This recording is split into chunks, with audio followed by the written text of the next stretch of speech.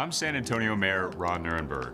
I am a Trinity University alum, and I want you to know about my passion for these two vibrant communities. My alma mater is now a nationally recognized liberal arts university, offering fully integrated arts, humanities, STEM, and professional programs. Grounded in the liberal arts, Trinity graduates students who think critically, act meaningfully, and contribute confidently throughout their careers. As for San Antonio, Trinity is an oasis in the heart of a city that serves as a cultural bridge to the Americas. We are a diverse community that values inclusion and welcomes intellectual curiosity and spirited debate. We're a city that challenges convention and welcomes new ideas. Great things are happening at Trinity University, in San Antonio, and through all our connections to our multicultural world. Join me in being part of this exciting moment.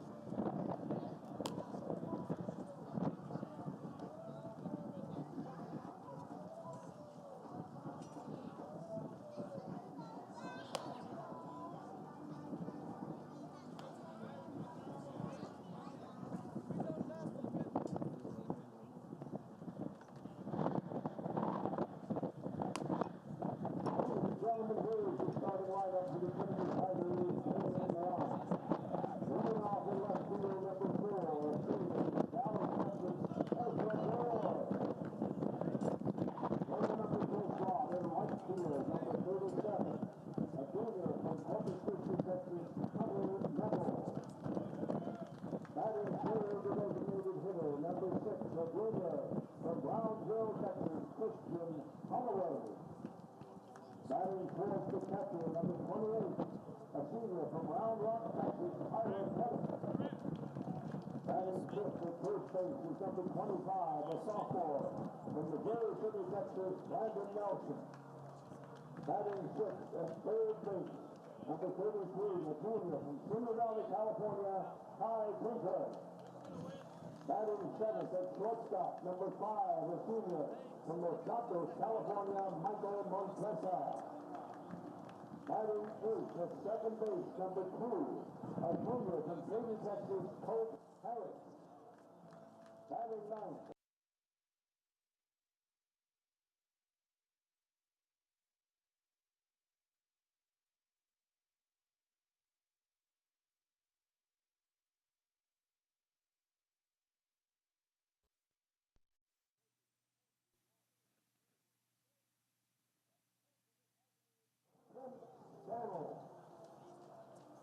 Ladies and gentlemen, to honor America, we ask that you please rise, face the American flag, remove your headgear and cap, if you please.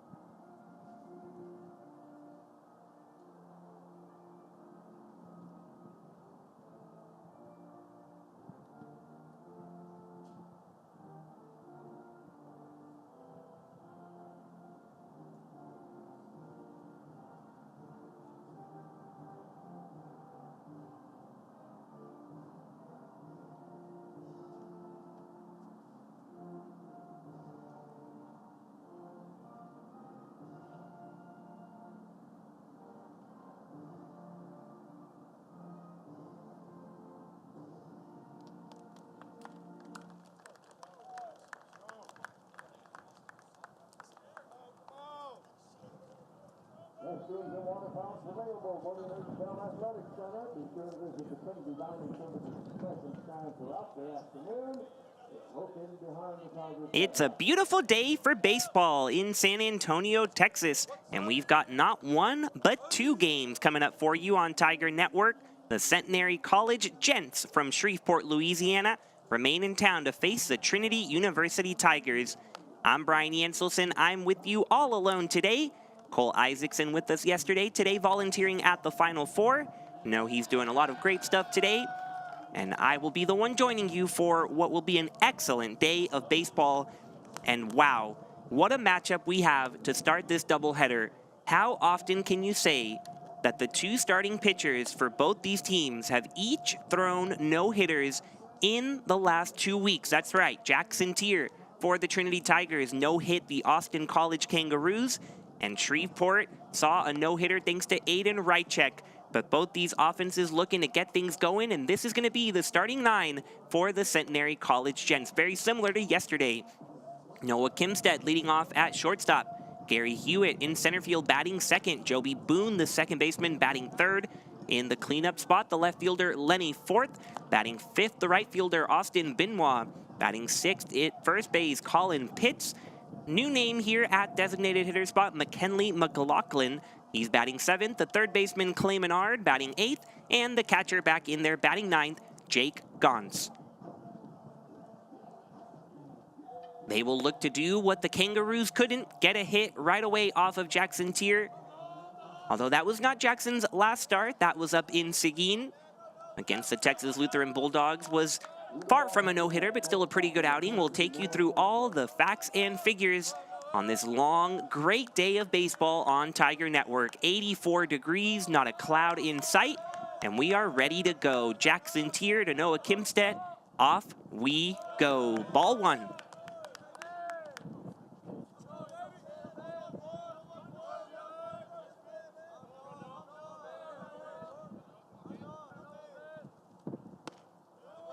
Two-seamer misses inside. 2 balls, no strikes to Kimstead. He was in the 2-hole yesterday, went 0 for 3. Did draw a walk, also struck out once. Ball 3 to Kimstedt. Very similar start to yesterday. Joseph Shavana got behind the first 3 hitters, but he was able to induce a double play to make it a 1-2-3 frame. Kimstedt trying to get on base early. The 3-0 from Tier is inside for ball 4. So that's what the Gents wanted. Setting the table is their leadoff hitter. Now coming up to bat, Gary Hewitt, who was in the leadoff spot yesterday, now just flip-flopping with his fellow senior.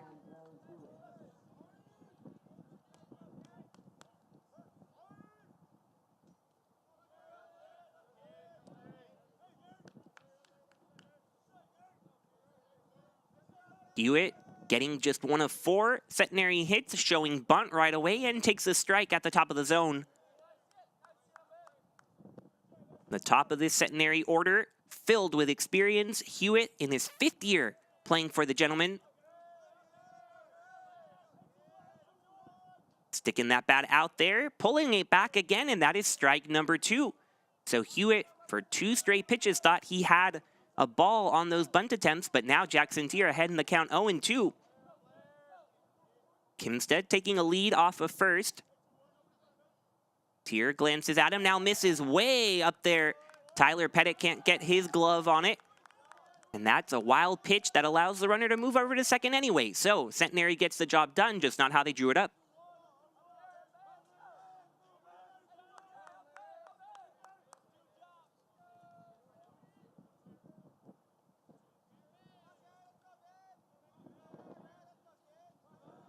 Tyler Pettit, the catcher back there. He is prepared to catch both games of these doubleheaders. That one lined the other way. Giving chase is Nevels, but he's not going to get there in time. Bounces off the fence in fair territory.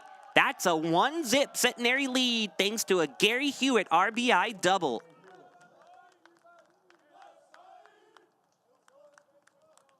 Nevels was shaded over towards the right center field gap, so he had a long way to go.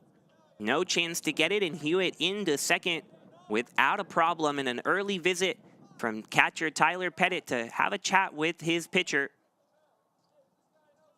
And joining them is head coach Tim Scannell in his 25th year leading the Trinity Tigers. He and Dave Smith often alternate visits. And as we have heard here directly on Tiger Network, when we talk to Jackson, when we talk to Joseph Shavana, when Scannell's out there, he means business. He always wants to deliver something straight and to the point.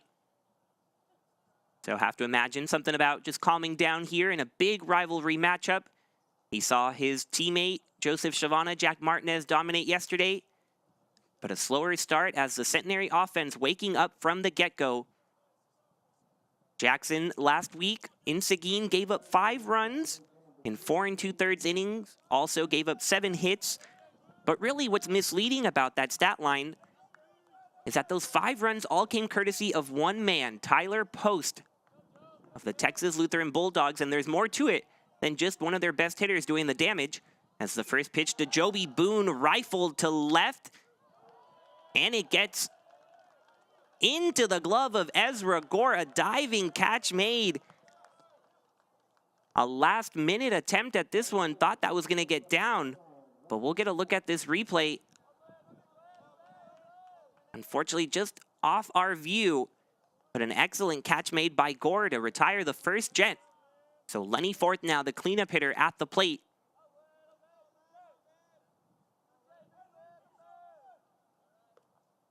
First pitch to him, a breaking ball that misses for ball 1. Tyler Post of TLU went to Johnson High School in San Antonio, as did Jackson Tier. They were buddies, they were high school teammates, known each other for a very long time. Both their families were up there in Seguin. And Tyler Post hit 2 home runs, drove in all 5 TLU runs. And so you can't really say Tier struggled against TLU. You really say he struggled against his old buddy. But Dave Smith, pitching coach for the Tigers, not worried about it. Knows Jackson can rebound. Trying to get out of this first inning without further damage. And gets a foul ball from Forth.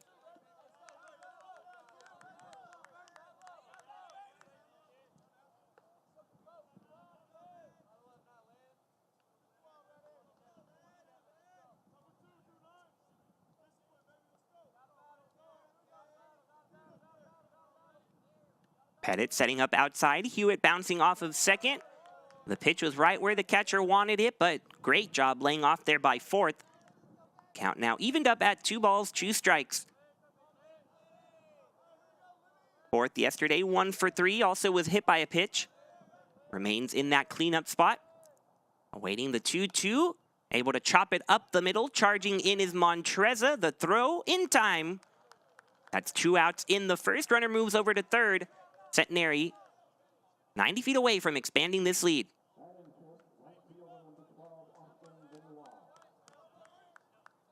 Benoit will be the man to try to do it. He had a great evening yesterday, not necessarily at the plate, 0 for 3 with a walk, but a spectacular play in right field, robbing Jack Peterson. Looks at ball 1 to start his at-bat here. The transfer from LSU Eunice. Couple of transfers in this Centenary lineup from the LSU system, as Benoit takes strike 1. Got LSU Shreveport as well for a couple of the guys who now call Centenary home. The 1-1 from Tier to Benoit, looping breaking ball, strike 2. Pettit, a sign of affirmation, exactly what he wanted. Now ahead in the count. Tier looking to go outside again. Benoit meets it there, slow roller to Montreza. The throw in time, despite the best efforts of the Centenary dugout to call it safe. That's 3 outs for Tier, but the Gents do get on top with a run, courtesy of a Gary Hewitt double. We'll see what the Trinity offense has in store as we head to the bottom of the first.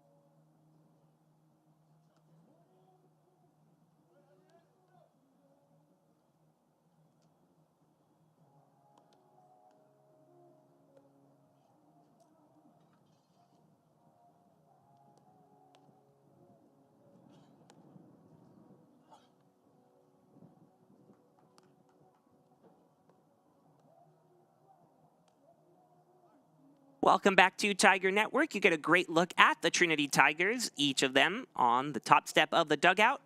And these are going to be the 9 that will do work against Centenary in Game 1 of the doubleheader. You already saw the Gents get on top quickly, and you'll get a look at the Trinity starting lineup.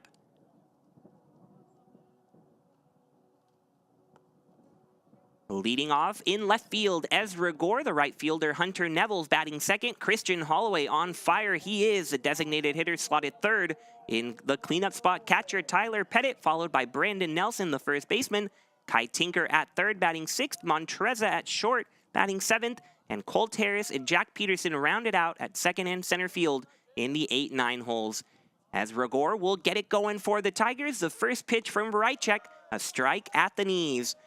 So you're the Trinity Tigers. You put up 7 runs yesterday on Centenary, one of the best pitching staffs in the country. So what do you get as a reward? Well, how about facing someone who just threw a no-hitter? Ezra Gore pops it up to left. No trouble there for the left fielder fourth, and that's out number 1 for Rychek, who just continues to do work on the mound. The freshman from Bel Air, Texas, is coming off a no-hitter against the University of Dallas. He went 7 innings, gave up no hits, no runs, no walks, and 7 strikeouts. So you might be wondering, well, why wasn't that a perfect game? Well, as he loops in a breaking ball to Hunter Nevels for a strike, you'll look at 1 error by the second baseman Joby Boone in the second inning is all that stood between Rychek and perfection. Draws a foul ball from Nevels here to get ahead 0-2. But Rychek is just a freshman. So you've got Herrera yesterday, a sophomore. Rychek, a freshman. Primo, a senior, who we'll see later today. It's like Centenary just becomes a little pitching factory over there in Shreveport, and they continue to pour them out. Right, check the latest of those.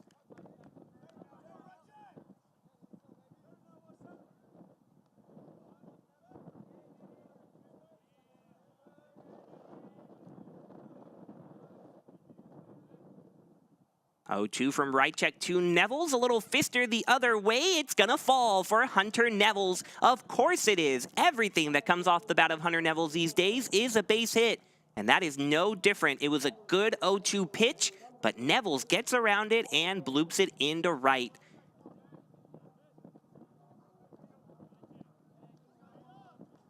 Seven-game hit streak now for Hunter Nevels, who on the last 2 nights has taken care of it from the start.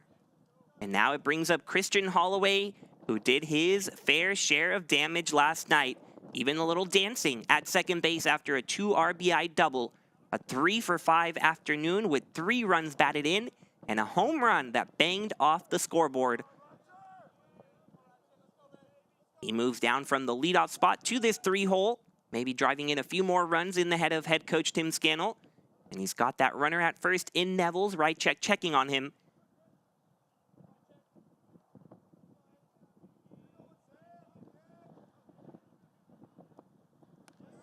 Breaking ball misses inside, ball 2. It was an electric atmosphere last night in San Antonio. No doubt the biggest crowd we've had for a baseball game this season.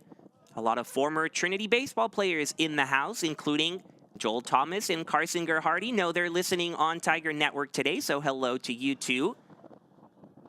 Jack Wisniewski was here yesterday, Garrett Shapiro, the most recent Tiger alumni. There have also been some older alumni come through this year, but it seemed like yesterday was really the congregation spot.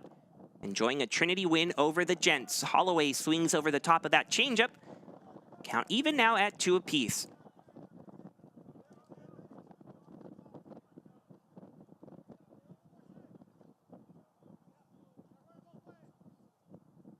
Right checks changeup, misses low and away. He wanted it, but just off the plate, says the home plate umpire, so the count full.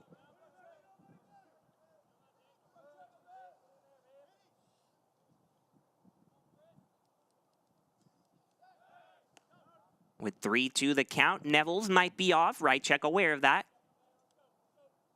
But just 3 hitters in, you're already getting a glimpse at what right check can do. He's got 4 pitches, a fastball, a changeup, a curveball, and a slider. He's not afraid to use any of them. Here, though, really concerned about Nevels over there. Nevels has not stolen a base this season. But this Trinity team as a whole has been running early, running often, and now this one gets away, and Nevels will get a free pass at second. Maybe a little closer than it should have been, but Nevels gets in there as the throw nearly beat him, but it does get away to allow him to reach second. So right check, a little overly concerned with someone who had 0 stolen bases coming into today, and it gives them a shot at second. Now Holloway can drive him in.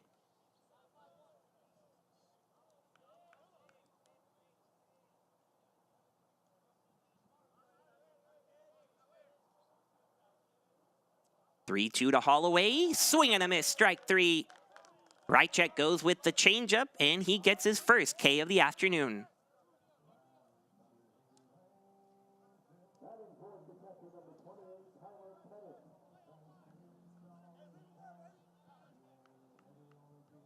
You hear the walk-up song, you hear the PA, Tyler Pettit. The cleanup hitter today was in the 3rd spot yesterday. Takes a breaking ball for strike 1. 1 for 4 with a walk. And that's really been the highlight of his season so far, the patience. Not swinging at much outside the zone, lays off of one there.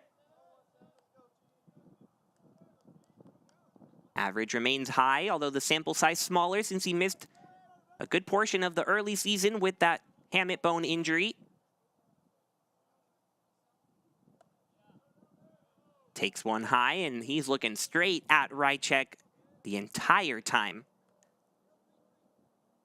Zoned in.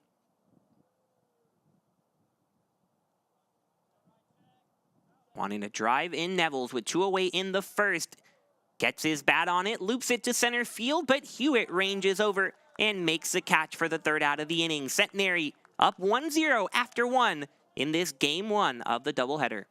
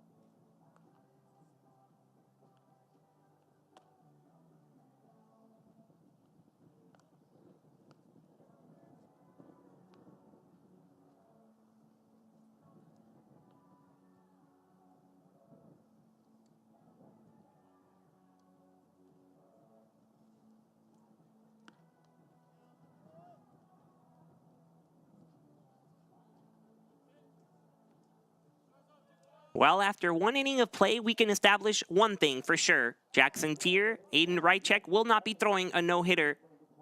Even though both of them have this year, Centenary getting a hit and a run off of Tier. Trinity getting just a hit, able to strand that runner at second. So we reach the top of the second. Colin Pitts leading it off for the Gents. And he waves at that delivery from Tier 0-1.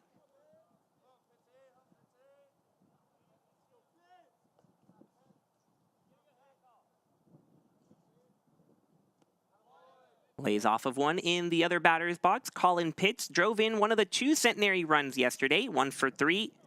Also walked once. So the freshman continues to get it done. Takes one. That was a close call, and he looks baffled.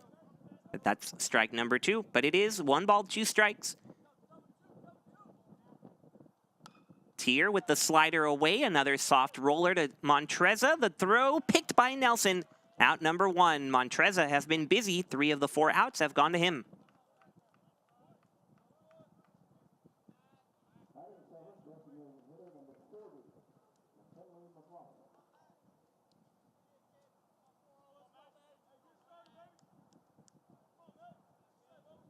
McKinley McLaughlin, the only Gent that was not in the lineup yesterday, that is in there for Coach Mike Diaz.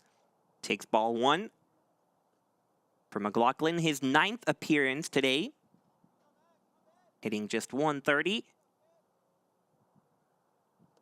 And he swings and misses at that one. Half-hearted swing. A sophomore who did not play at all last year. He is 0 for his last 10.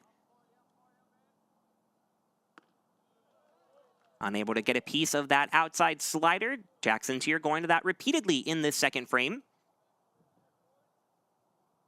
Just like Rychek, Tier has 4 pitches that he likes to mix up. Can't get the outside part. 2-2 the count. As pitching coach Dave Smith describes it, he's got 4 pitches that he mixes well, and they're all funky in their own way. They never do what you quite expect them to, so for hitters, it keeps them off balance. And talk about off balance there. He couldn't move his bat. Down goes McLaughlin. First K of the afternoon for Jackson Tier.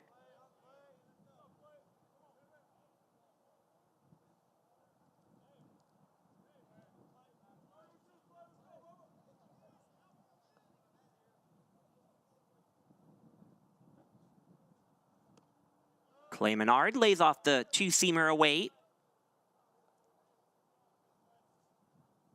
Freshman third baseman who has made an impact immediately for the Gents. Rolls it to Colt Harris, ranges over and makes the easy throw to Nelson. 1-2-3 for Jackson Tier. Tigers coming to bat, looking to tie it up or take the lead.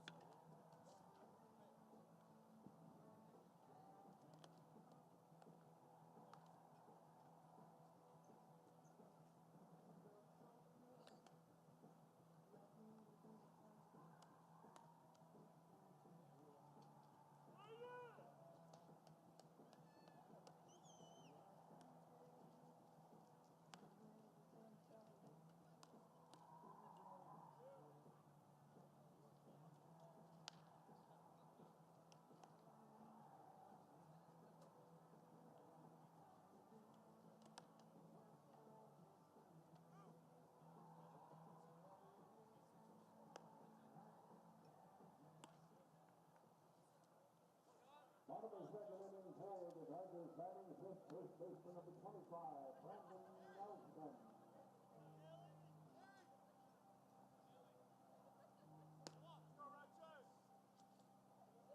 Each team has left a runner on. Centenary driving in one in the top of the first. Tigers looking to answer to start the second. Brandon Nelson, the leadoff hitter. And Nelson had a breakout party yesterday, hitting .250 on the year.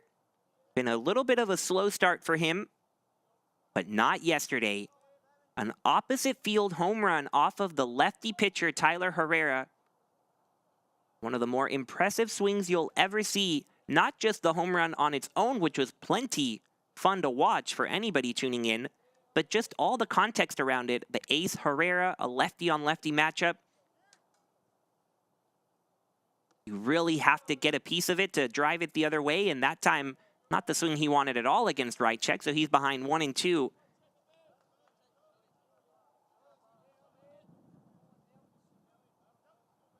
Ended up going 2 for 3, also drew 2 walks, and that's what really shows what allowed Nelson to succeed yesterday as he rips this one to right field, and that's down the line to the wall. Nelson turning first, headed for second.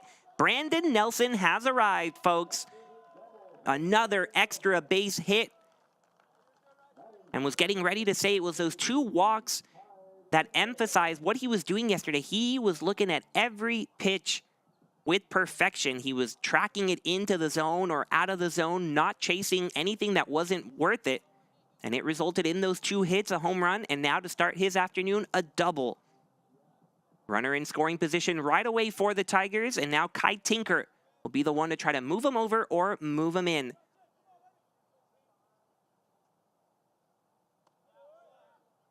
Loops in a breaking ball for strike 1, right check. Has only allowed 1 run in his last 15 1/3 innings. That spans 3 outings. Tinker, foul. Depending on who you ask, whether you look at the NCAA website or the Southern Collegiate Athletic Conference website, you'll get different answers. Right check, according to the NCAA, leading the conference in ERA. The conference website shows him at second. So really, however way you want to look at it, he's one of the best in the conference. Tinker fouls it back into the net to keep this at-bat alive. Right check this year, 3-1, coming into today with a 1.25 ERA.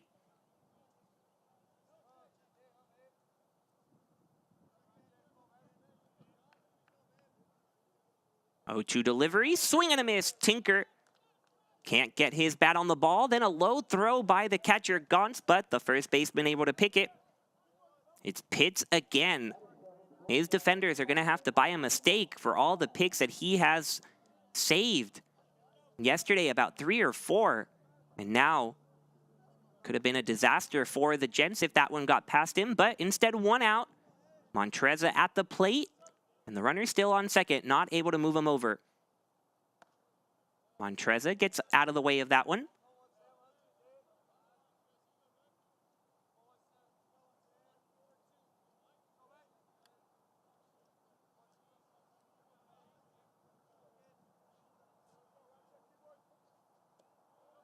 Ball 2 to the shortstop. It's very quietly hitting 300. It seems like he just gets about a hit a day. But in the sport of baseball, if you do that, you'll be hitting where you need to be. As a hitter's count with the runner at second. And that one will hit him. It nearly got him on the first delivery. This time, Rychek can't miss the elbow of Montreza. So the Tigers with first and second, 1 away.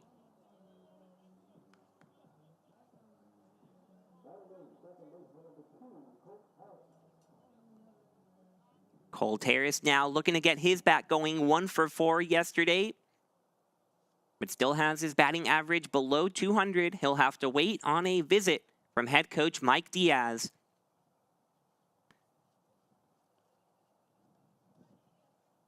Diaz in his 13th year as head coach. Needs 3 wins to become the all-time winningest coach in Centenary history. He won't get it this weekend, but he can creep a little closer with this doubleheader. And when I was talking to Coach Diaz about his freshmen, he's saying that he has simply understood what they are trying to get him to do. And it wasn't immediately either. Back in the fall and at the beginning of the spring, they didn't love what they saw from his bullpens. But then he found a different gear, and Diaz credits it to being able to see what Herrera and what Primo are doing on this staff. And Rychek said, hey, I want to be like them. And so he has adjusted his mentality and his work ethic, and it's gotten him to where he is today, leading the conference in ERA. He's in some trouble here, though. Colt Harris, an 0-1 count to him with 2 runners on, and a fake towards second.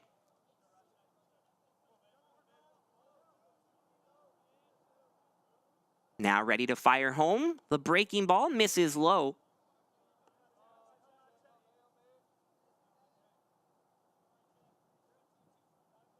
Harris, the junior from Katy, Texas, has a power bat on his shoulders, awaits the 1-1, takes it low for ball 2. 2 home runs on the year, 6 of them last year.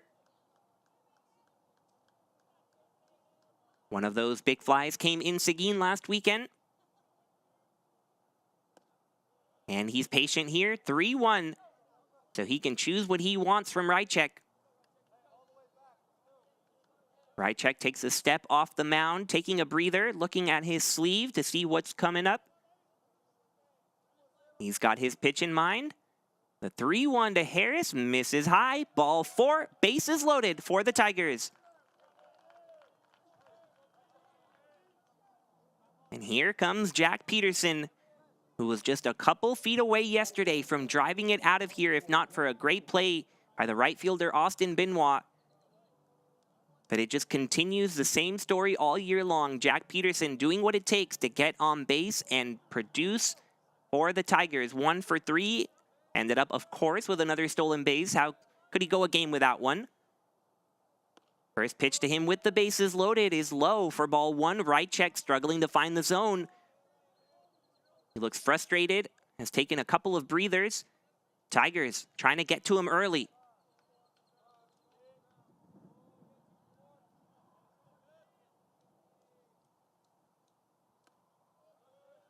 Misses inside to Peterson. 2 balls, no strikes to the number 9 hitter.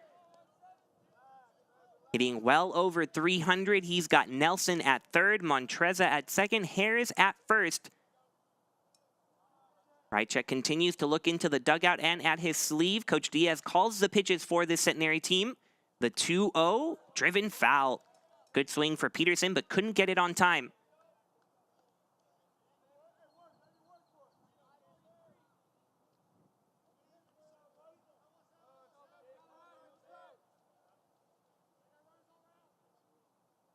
Peterson, the Round Rock native, awaits the 2-1, looks at a close one that goes his way. 3-1 now, nowhere to put him.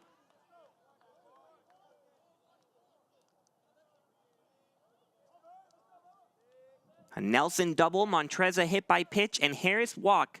It's given the Tigers the bases loaded. Peterson will take his base and drive in a run. All tied up thanks to a bases loaded walk.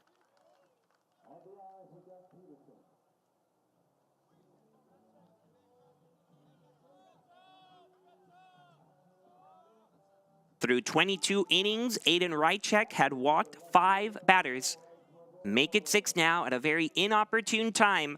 Tigers still have the bases loaded, 1 away, and Ezra Gore at the plate.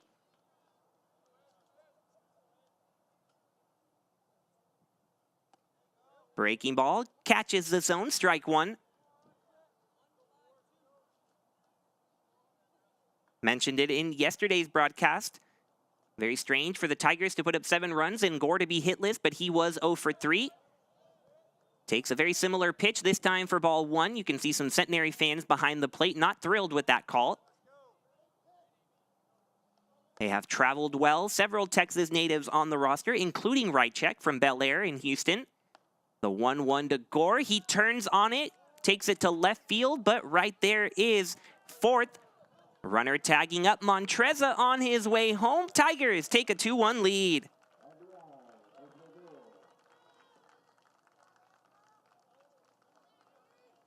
Somehow able to get his bat around that one that was up and in. And it was plenty deep enough for the sacrifice fly. You might think that's a harmless little sacrifice fly, but when you add them all up, the Tigers now at 18 on the year. That is 12th in the nation. That's right, they do keep track of it. And the Tigers rank among the best. The bad throw back to the pitcher. Maybe it was intended to get to short. Not sure. Either way, Gents catch a break. The scorching bat of Hunter Neville's at the plate now. Tigers already with 2 across in this inning. A bases loaded walk and a sacrifice fly. The 0-1 line back up the middle to center field, and it drops in front of the right fielder. Hunter Neville's, the throw home, not in time. 2 for 2 for Hunter Neville's, an RBI puts the Tigers up 3-1. That one looked headed towards center field, but it curved over to the right fielder, Benoit. Harris able to beat the throw, and the Tigers, stringing hits together in this inning, have now scored 3 runs.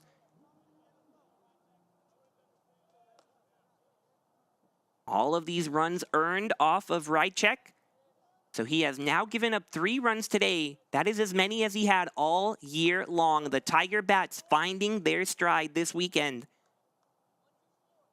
It was an offense that was starving for production. They still have only gotten to double digits 3 times. Runners going, Holloway bangs it to left center field. Hewitt tracking it at the warning track and making the catch. Nearly 3 more for Christian Holloway, but 3 do come around for the Tigers as they jump all over Rychek and head to the 3rd with a 2-run lead.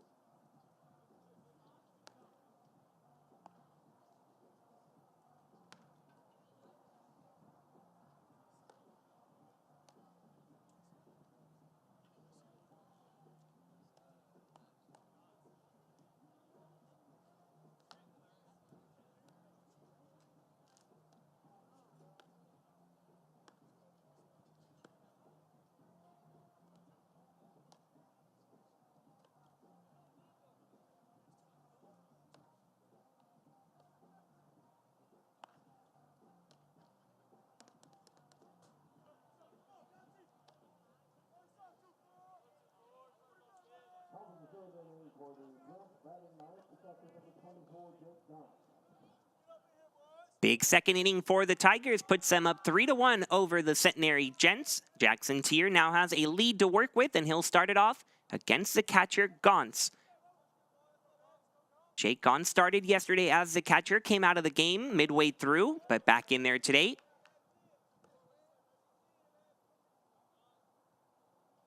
He was the catcher who caught the no-hitter, so matching up with Rychek once again.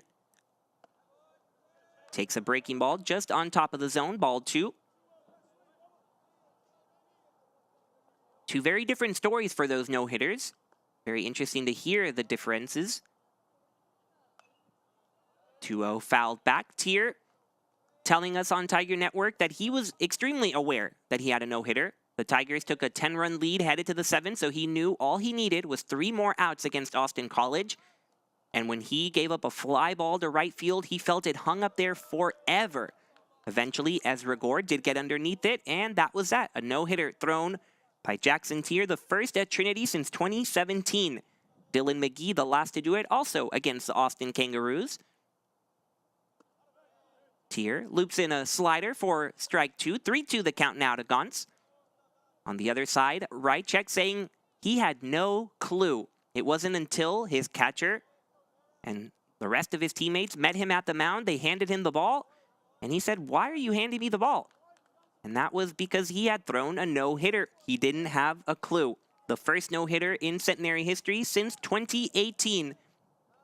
Matthew DeVilliers, the one to do it in Shreveport. 3-2 gets away from Tier, looks down at his hand as if to say it slipped. And that's the second walk of the game, courtesy of Tier, who does not walk many batters, very similar to Rychek. Coming into today, only 6 walks across 34 innings now, 2 in just the top of the 3rd.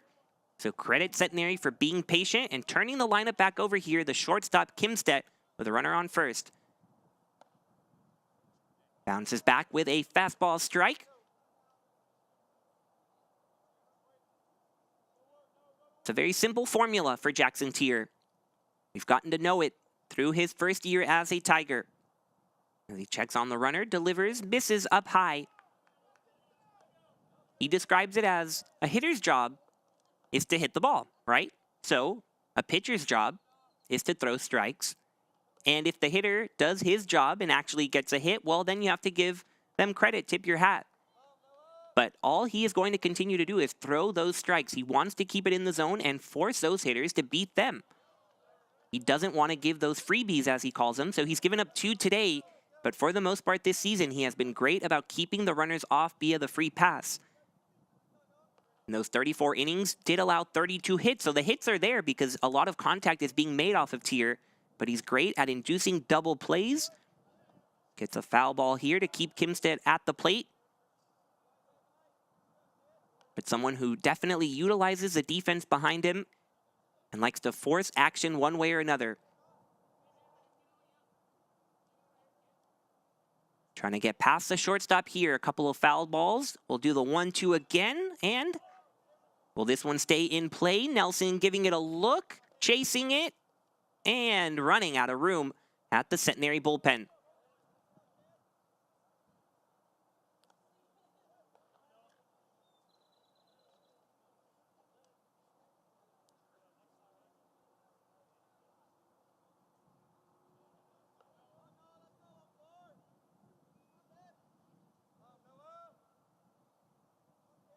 Tier gives one shake off to Pettit. Now has his selection, and it's a base hit through the 5.5 hole.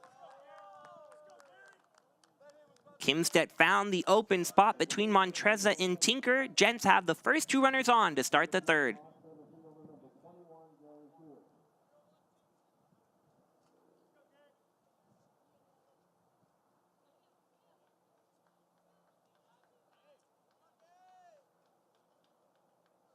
Brings up Gary Hewitt, who already drove in Centenary's lone run, an opposite field double. He has shown a willingness to bunt, and here goes the stab at it. But he has also pulled it back a couple of times, which he does there. Montreza, the shortstop, the one to cover second that time. We'll keep an eye on this Trinity defense. Tinker at third, even with the bag. Nelson, the one charging hard from first. Here goes the 1-0. Hewitt pulls it back, ball 2.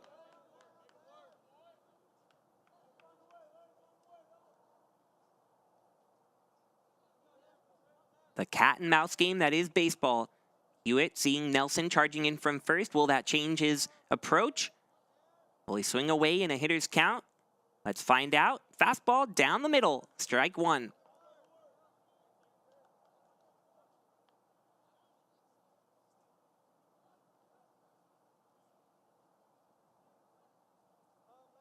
You don't have a ton of speed there at second with the catcher. And a pickoff attempt. A close one. Montreza keeps it in the infield. So that all plays into the calculus as well. It takes a good bunt to get that catcher over to third. The speed at first is there with Kimstat.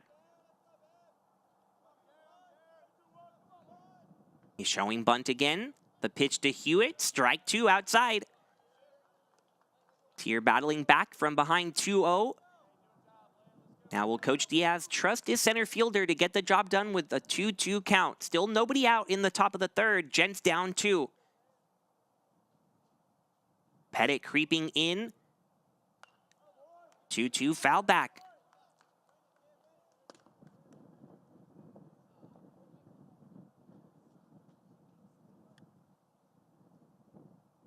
Hewitt had the walk-off sacrifice fly on Tuesday night against Laterno. Also had the game-tying double against Dallas on Sunday. Gents turn to him when they need it most, but here's a double play ball. 6, no. Throw goes way into the dugout. Could have been 2, instead it's a run.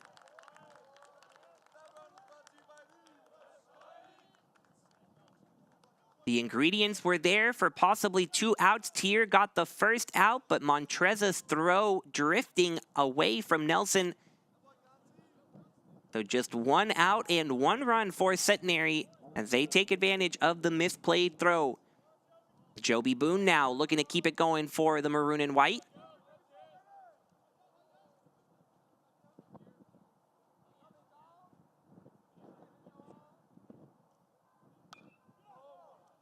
Tags that one over to left field. Gore back against the wall, leaps up and makes the catch.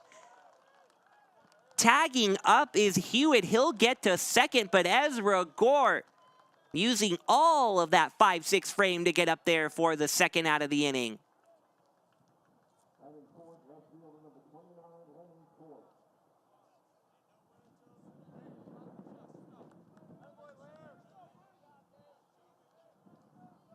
Would have hit that yellow line. Incredible effort from Ezra Gore, who has both his football coaches in attendance today. Jeremy Urban and Paul Mahalik, defensive coordinator and head coach for the Trinity football team, where Ezra Gore roams the gridiron in the fall. Then he puts on the pinstripes and joins the Tiger baseball team in the spring, but showing that athleticism. Boone gave it a ride, but now Tier 1 out away from keeping the deficit at 1 for Centenary. Runner going, the throw in time. Close call there at third. Umpire says Tigers got it. Pettit came up firing and helps his pitcher out. So we talked about Tier relying on the defense. Picture perfect example in this inning. A stellar play from Gore in left, a caught stealing from Pettit. Tinker the one covering. The replay shows. We'll get to slow that down, I'm sure. But first glance did show that he was out of there. We'll head to the bottom of the third after another look. Let's see.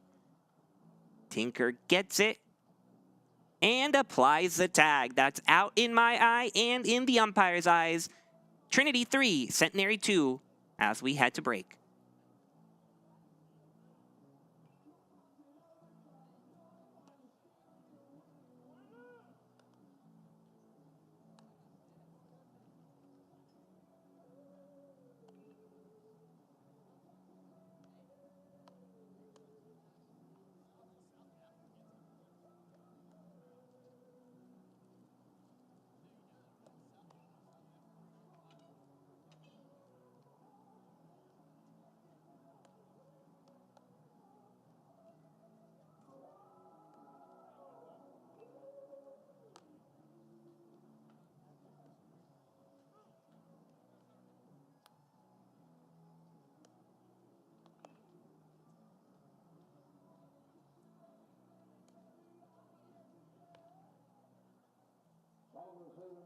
Tigers batting fourth, the catcher, number 28, Tyler Pettit.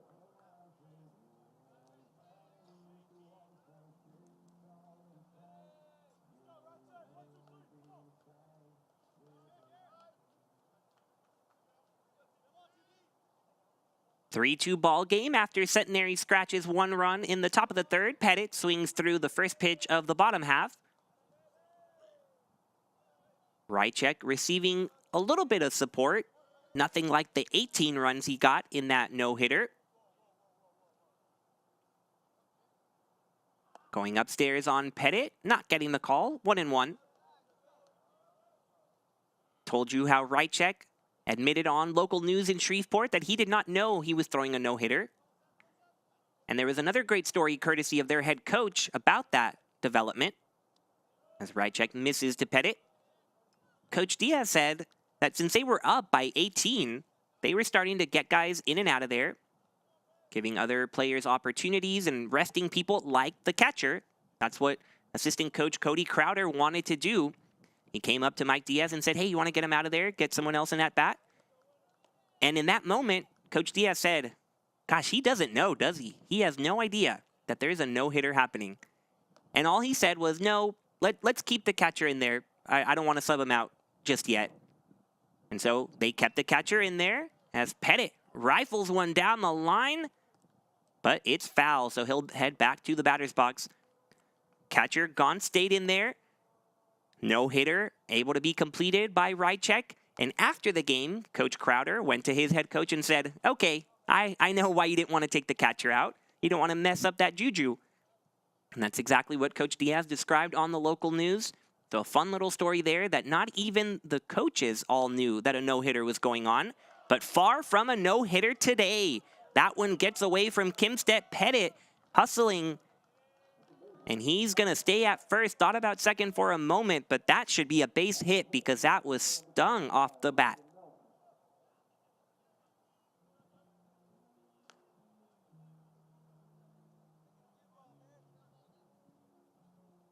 We'll wait for the official ruling, but already 3 runs and 3 hits before that. So Rychek having to deal with a little more adversity this time around. Now Brandon Nelson takes ball 1. Rychek surely knows to be careful. And the official scoring is in. That's a base hit for Tyler Pettit. 4th hit of the afternoon for the Tigers.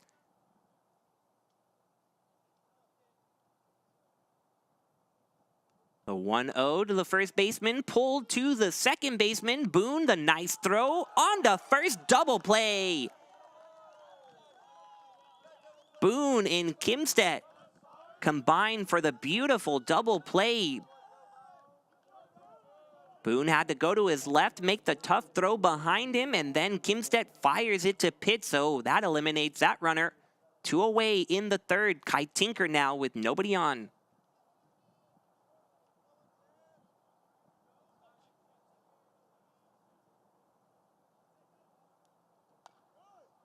First pitch is off speed. Rychek bounces off the mound and makes the clean throw to first. So a ball that was hit around 100 miles an hour to start this inning with a hit ends very quickly in 3 up, 3 down, thanks to the Centenary defense. Look at the freshman fielding his position. After he delivered it, he got the ball and made the throw. So we are heading to the top of the 4th. Trinity 3, Centenary 2.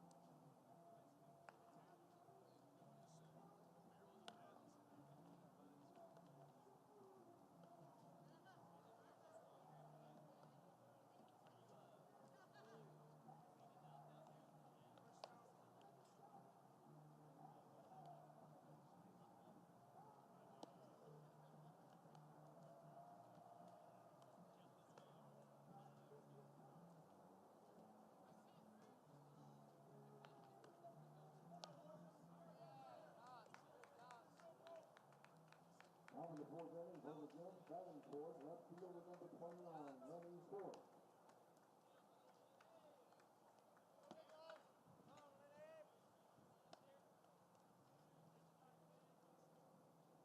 Remains a 3-2 ball game after the Centenary defense sparkles in the last frame. Jackson Tier still on the mound, gets a swing and a miss from Lenny Forth.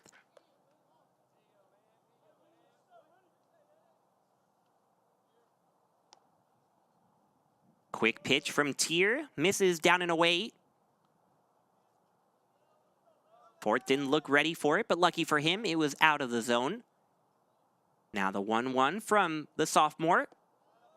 Misses out and away again. San Antonio native taking in every moment, getting to pitch for his hometown team. Here's 2-1, a looping breaking ball for strike two. It was great to meet Jackson's parents and his grandmother up in Seguin. Went to watch the Tigers against the Bulldogs, and since I wasn't working on the broadcast, got to meet a whole bunch of people, including the Tier family. They were excellent to say hello to and very kind. And you can tell where Jackson gets it all from. They are baseball lovers for sure. They have enjoyed getting to watch their pitcher.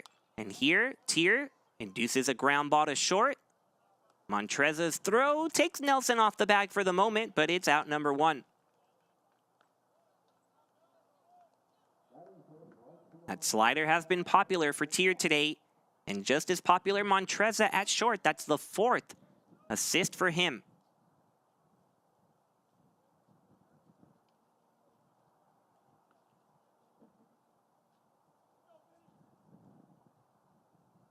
First delivery to Benoit, a breaking ball for a strike.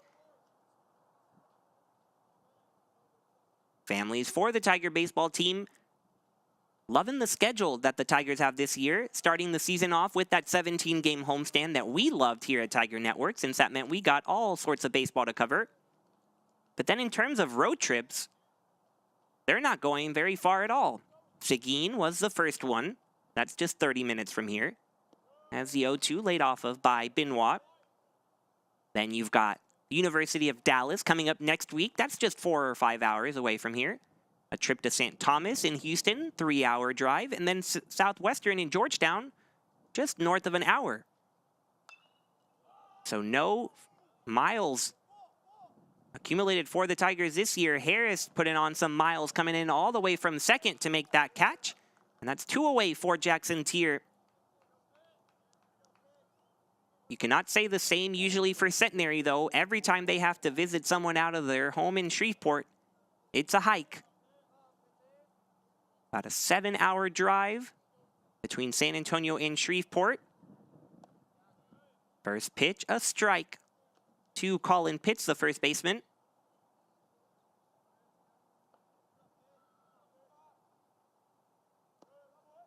This is only Centenary's 4th real road game. They have bunkered down at Sheehy Field in Shreveport, where they are so good. Breaking ball, strike from Tier to Pitts. A year ago, Trinity losing the first game in Shreveport 10-0. Tyler Herrera dominated, and it was bleak for the Tigers. But then they bounced back with a doubleheader sweep. Tier wanted the corner there. Not going to get it, though. An even count with 2 away to Pitts. The storyline kind of shaping up the same way for the Tigers. Still a long way to go, of course, today. But we'll revisit that storyline as the day moves forward. Tier stuck in another full count. He fires to Pitts and lands a breaking ball for strike number 3. 3 up, 3 down go the Gents. Tigers coming to bat in the bottom of the 4th.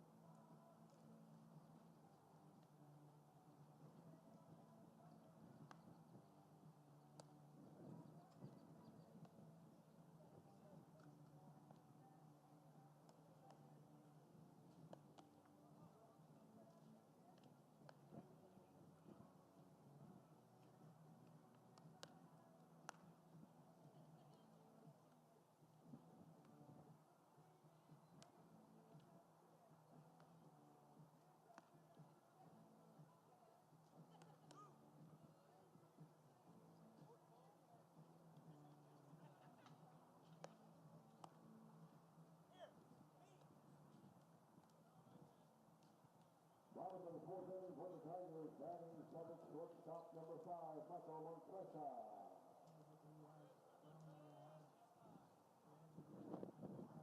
Time for the bottom of the fourth in San Antonio. Trinity up 1 over their rivals from Shreveport.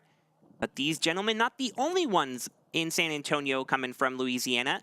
The ladies softball team just completed a victory over Trinity as Montresa hit for the second time today. He won't like it. Don't want to be hit. But he'll take it if it means starting the inning with a runner. So Montresa at first. Harris will have the opportunity to move him over or get him around. He walked his first time up.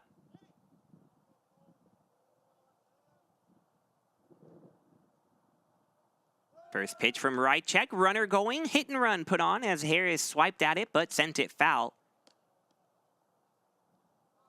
A busy day overall on Trinity University's campus. Centenary softball playing a doubleheader today and one more tomorrow. Centenary baseball against Trinity, of course. We're here for the doubleheader. Men's tennis playing earlier today. They should still be going out there as well. And what a great sound to walk into Calgary Gym this morning and hear the volleyball team back in action. Coming off a championship appearance, TUVB is back and ready for more. Their spring tournament happening today. They've got some D2 schools in the house, St. Mary's and St. Edward's, and they're also playing UTSA, a Division I program. That's happening right across the way, just across the hallway from us. As Rychek, now fully aware of Montresa, wants to keep him there with another pickoff. You might see a lot of walking back and forth on your screen behind the plate. All the athletic facilities connected here at Trinity, so as people check out the other sports, they're able to enjoy multiple. And the gents enjoying multiple double plays, 2 straight innings with a 4-6-3 double play. Rychek smiling after that one as his best friends today go by the name of Joby Boone and Noah Kimstedt. Another 4-6-3 to eliminate a leadoff runner. And with 2 away, nobody on for Jack Peterson now.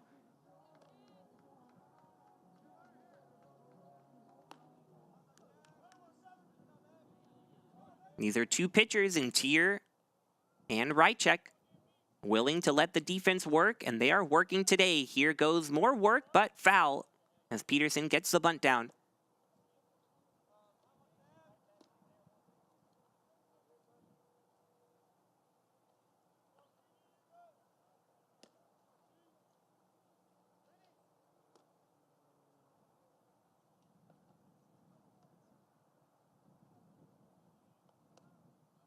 Peterson holds off on the changeup, 1-1.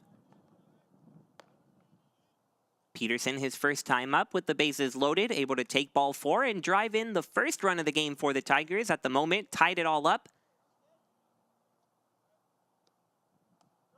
Swings past a fastball up in the zone, strike 2.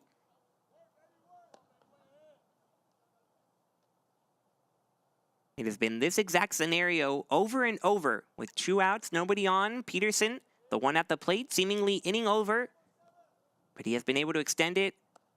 Not this time, though. Swings past another fastball. Rychek doing his job, keeping the Trinity lead at 1 as we head to the top of the 5th. A good one once again in San Antonio.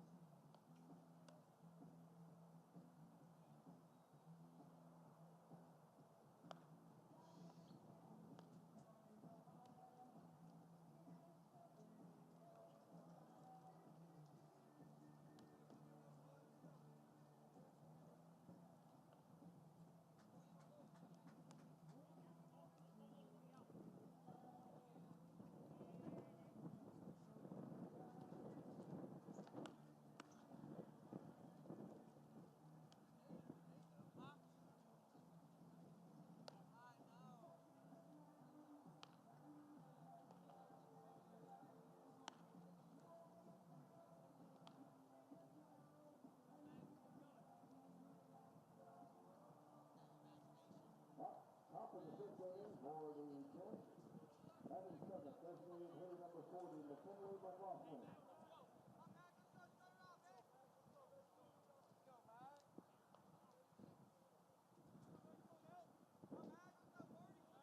Tigers up 1 in the top of the 5th. Jackson Tier still the starter out there.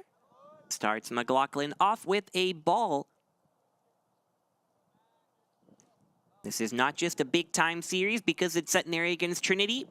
It's a big series because of the implications it'll have in the Southern Collegiate Athletic Conference. So let's take a look at what else is happening in the conference. Yesterday, Southwestern run-ruled Schreiner. Trinity winning here against Centenary, and TLU run-ruling St. Thomas, a 13-1 win for the Bulldogs. Tier misses low to McLaughlin, 2-1 the count. Early today, Southwestern back on the offense. 11 runs on Schreiner, but it's 11-7 after 5. Austin College up 2-1 over Dallas. That's still very early in the 4th. And TLU up again on St. Thomas, 3-1. And after yesterday's win, the Tigers 5-2 in conference play, just behind Southwestern, who is 6-1. As Tier loses McLaughlin here, and that is a 3rd walk surrendered by Tier. So not often you see that from the strike thrower. But Centenary liking the way they start this inning. They're looking for a change in momentum through this doubleheader. They are 4-3 now, are the Gents in conference play. That leaves them tied with TLU now for 3rd, and Schreiner right behind them at 3-4. You've also got St. Thomas and Dallas right there. Each of them picking up some wins early in conference play, so it's really anybody's guess as who will be the top 4 who make it to Cleburne, that neutral site tournament in May. Gents and Tigers have been a mainstay, but it won't be as easy this time. Tier checks on McLaughlin over there, and it's Menard. Playing 3rd base today. Down just 1. He does show bunt, pulls it back, but looks at a strike.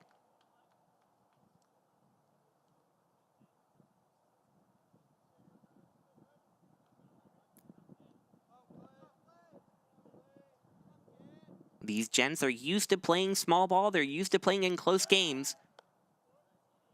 Tier, another pickoff. And there's been a pinch runner, actually, at first base, so McLaughlin no longer in there. It's Christian Dennis.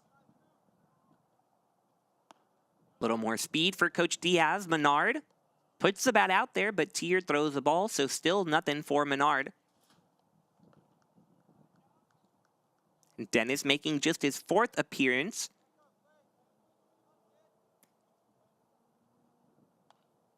Bunt put down. Tier off the mound, goes to 1st and gets the out, but job well done by the 3rd baseman. Sacrifice bunt moves the runner over to 2nd with 1 away.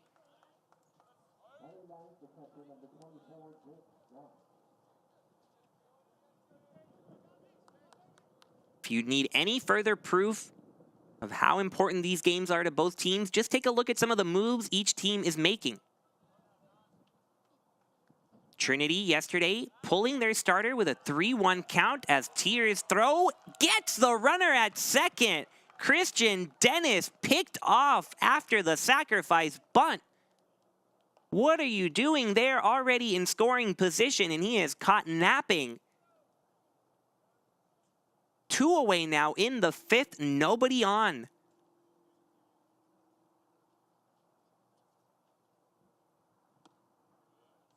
Delivery to Gons misses away, but let's look at the replay. Dennis frozen in his tracks. Harris comes in behind him, and that's as easy of a pickoff at 2nd base as you will ever see.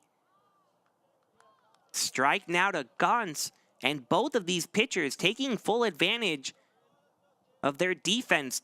Rychek using the double plays, and Tier here using his own arm to sneak a pickoff move, and a swing and a miss here puts the count at 1-2.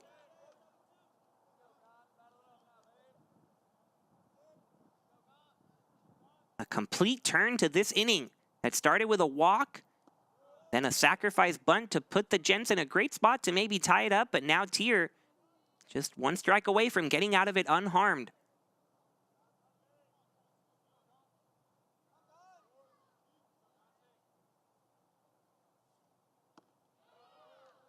Close one there. Ends up in a full count. Tier, could see by his body language, really wanted it. But before that pickoff was saying, just look at how Jack Martinez came in with a 3-1 count.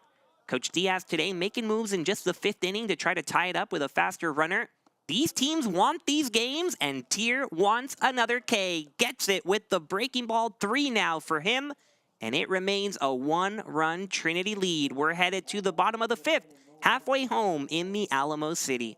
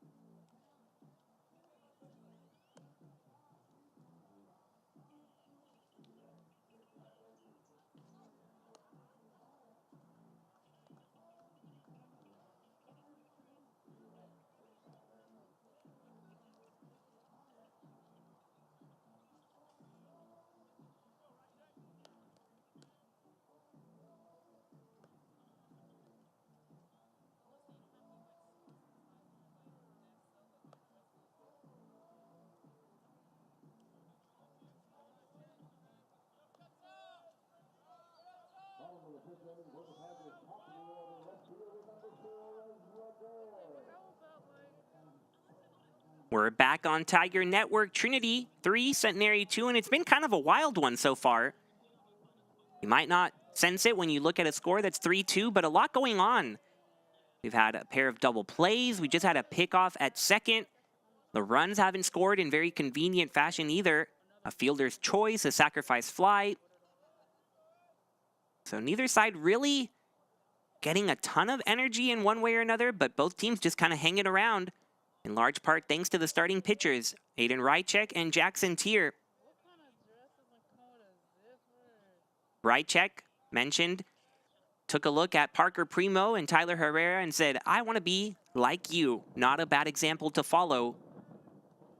And following in the example of Herrera and all the awards he is starting to rack up as the 2-0 to Gore lifted to center field. Giving chase is Hewitt, and he gets there in time.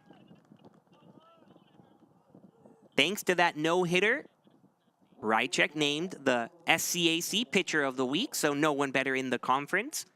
But he also was named to the D3Baseball.com Team of the Week, so that's a nationwide award. And then the National Collegiate Baseball Writers Association named him the Rookie of the Week. So people paying attention to Rychek's success on the mound.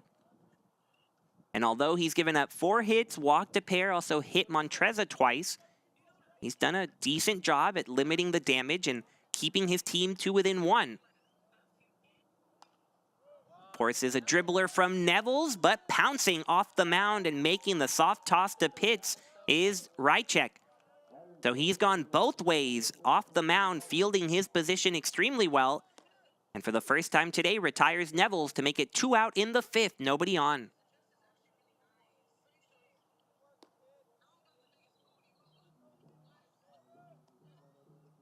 This one's significantly tougher just because of the extension he had to put forward. But once he did come up with it, a much easier out. Christian Holloway looking to break the rhythm of Rychek. Swings at the first pitch, but it'll be a weak pop-up to second. Boone tracks it down, and that's a 1-2-3 inning for Aiden Rychek. Just a few pitches needed to retire the Tigers, and we are getting back to that pace we saw yesterday, top of the 6th in San Antonio after this.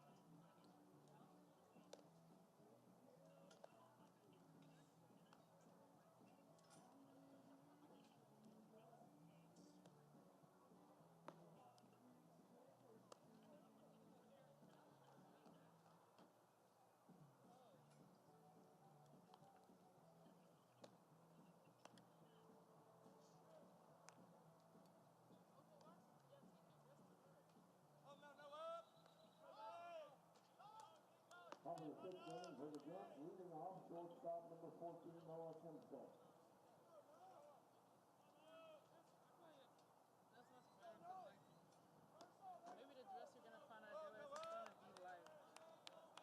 Leadoff hitter this inning is the leadoff hitter in the order. Noah Kimstedt takes strike one down the pipe. Jackson Tier, 82nd pitch of the afternoon. Only 2 hits allowed, but it's the walks that have been troublesome for him, something that is not usually the case, as this one sent to center field. And the diving catch made by Jack Peterson.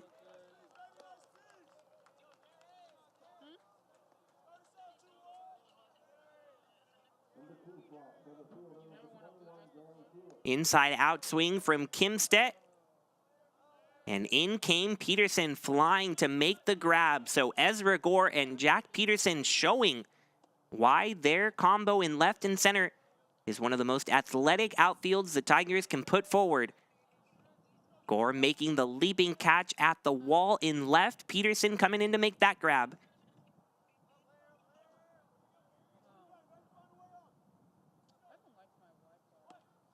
This time showing bunt for a hit. Hewitt has strike 2 called on him. 3 walks surrendered by Jackson Tier today. That is more than he had in the last 4 outings combined. Here gets some soft contact to Harris. The throw beats Hewitt. And that's 2 quick outs for the starter. This is more what he wants to do. Get the ball in play and let his defense take care of the rest. Last man he has to get through in the 6th, Joby Boone.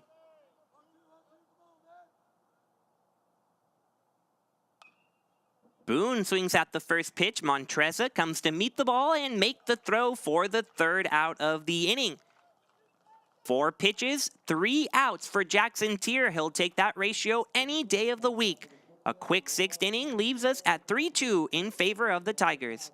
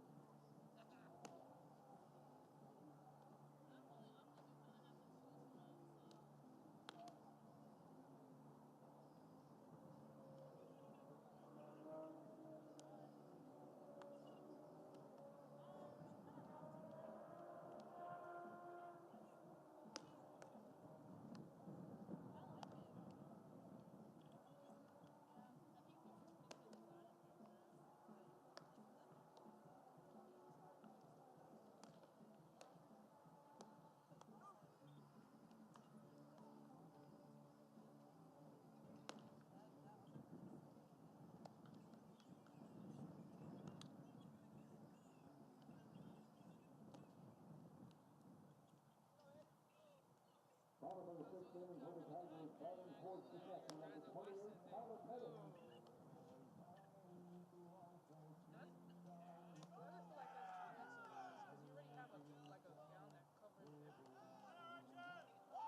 It was a very slow start to the game. You see all the action really happening in those first 3 innings, in which Trinity jumped in front 3-2. Ever since then, Rychek and Tier catching fire and getting through these lineups without a problem.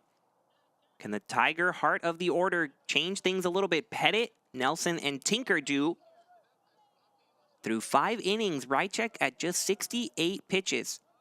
So making quick work of the Tiger order. The 0-1 to Pettit, and that's driven deep to left field. There it goes. Tyler Pettit, a massive shot, his first of the year, doubles up the Trinity lead to 2. We've been waiting for it. We've been asking for it, and Tyler Pettit delivers his first home run of the year after 11 a year ago. And the only hope for Centenary was that it was foul. You can see the left fielder Ford signaling foul, but the umpire had other thoughts. 4-2 now, Trinity on top.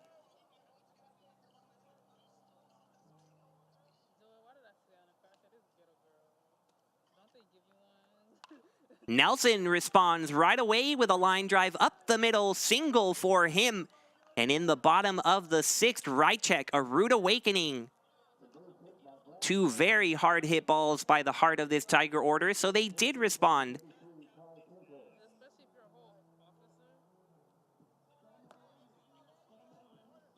The fastball doesn't fool Nelson whatsoever. Tinker taking a look at Coach Waters there at third.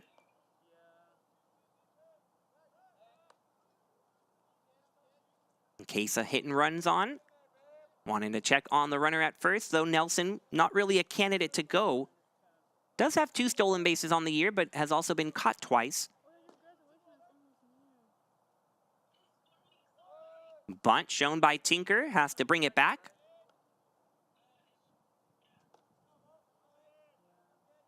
With that home run, it's official. More runs allowed by Aiden Rychek today alone than the entire season up to this point. Another ball on the bunt attempt leaves Tinker at 2-0.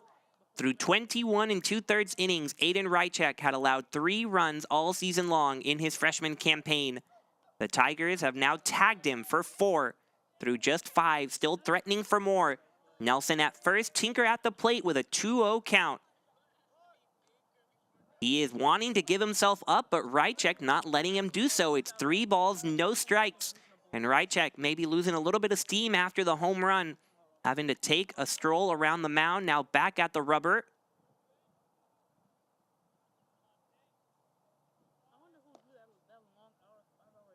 .30 still showing bunt, but pulls it back on the one down the middle. Still, of course, a tight game, 4-2 in the 6th, so the Tigers want more runs. It would make sense to sacrifice them over, but also wouldn't be surprised to see Tinker swing away on 3-1. On the way from Rychek, it's a bunt. It's placed down the first base line. Rychek, the throw in time. Tinker does his job.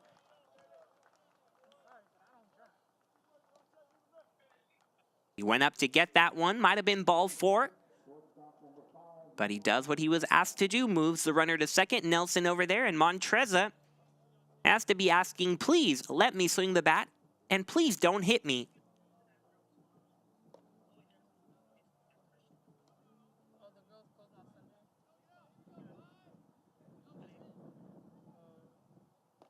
Breaking ball, swing and a miss by Montreza,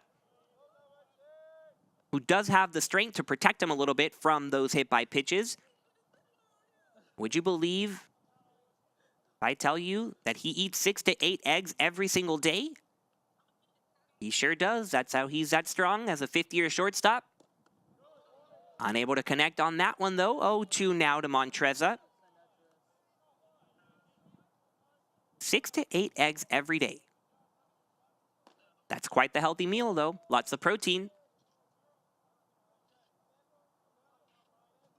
Can he muscle through the 0-2? Not quite. 3 consecutive curveballs by Rychek get Montreza swinging. Runner still at second now, 2 away in the 6th.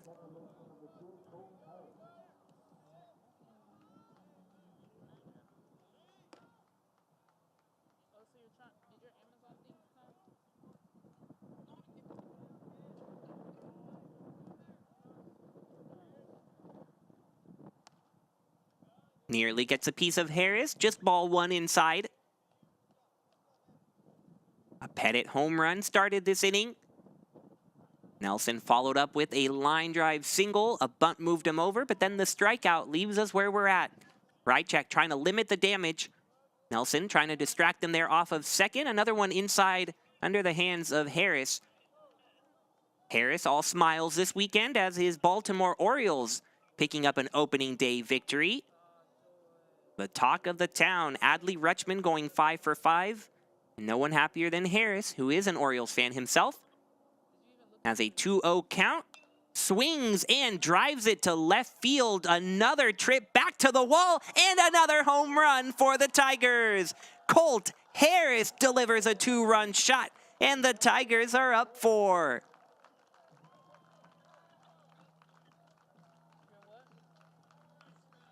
Is it a coincidence at the moment I say he's an Orioles fan that Colt Harris hits a home run? I don't think so. The orange and black smiling and the maroon and white of Trinity all smiles as well. 2 home runs this inning. Tyler Pettit and Colt Harris might have just driven Rychek out of here, and they sure have. That'll do it for the freshman as the Tigers get 6 runs on him, doubling the output that he had allowed through 21 innings. The explosion continues for the Trinity offense, and we'll take a break on Tiger Network as Centenary makes a change.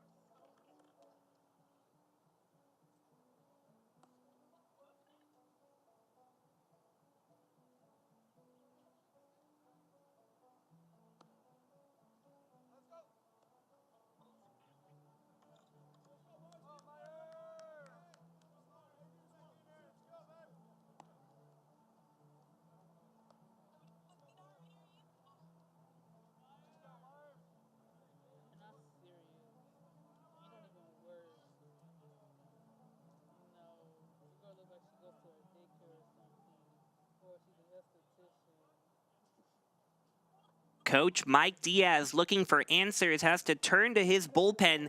Cody Myers, the freshman from Friendswood, Texas, is the option after Colt Harris drove Rychek out of here with a 2-run homer. What an inning, what a game, what a weekend it has been for the Tigers, and it continues here. Jack Peterson, a line drive down the line, putting into gear. He goes already at second. He's going for third. He's gonna dive in and be thrown out. Peterson wanted 3. He thought he had it, was full speed ahead, but the Gents say not so fast. We're still in it. As soon as it got down the line, you knew it was a track meet. It was only a matter of who would get to third first. You can see Peterson galloping past second, giving it his best effort into third, but the tag applied by Menard gets Centenary out of here. We head to the 7th inning, but 3 runs across for the Tigers thanks to Tyler Pettit and Colt Harris. 2 home runs for them.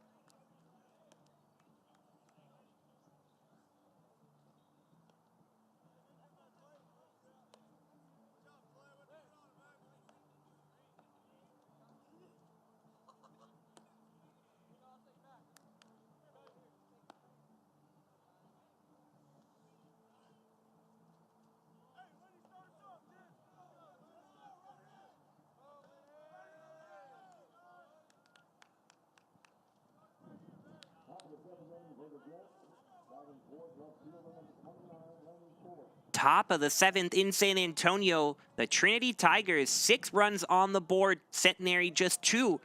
Tier starts this inning off with a ball. 4, 5, 6 due up for Centenary as they try to get back in this one. But it's starting to get away from them in a hurry. A chopper to short. Why not? Montreza, another put out. Over to Nelson, out number 1. All these numbers just being flipped on their head, the script being rewritten this year actively in San Antonio.